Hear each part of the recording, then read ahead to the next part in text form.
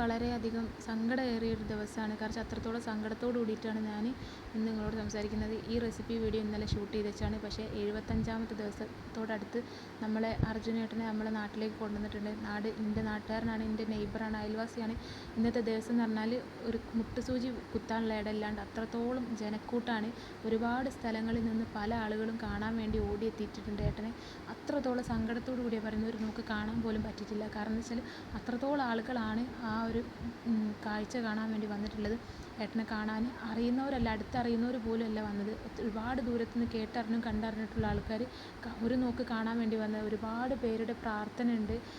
എനിക്കൊരു പ്രാർത്ഥനയുള്ളൂ. ഞങ്ങളുടെ റിലീജിയസ്, ഞങ്ങളുടെ മതപ്രകാരം ഒരു കാര്യം പറയും. അതായത് ഇനി മരണപ്പെട്ട് കഴിഞ്ഞാൽ 40-ൽ കൂടുതൽ ആളുകൾ വന്ന് സന്ദർശിക്കുകയാണെങ്കിൽ ഉറപ്പായും ആ വ്യക്തി സ്വർഗത്തിൻ്റെ അവകാശിയാണെന്ന്. ഇത് 1 ലക്ഷത്തിന് മുകളിൽ ആൾക്കാരുണ്ടാവും ഏട്ടനെ കാണാൻ വേണ്ടിയിട്ട്. കണ്ണ് നിറഞ്ഞ് പ്രാർത്ഥിക്കുന്നുണ്ട്.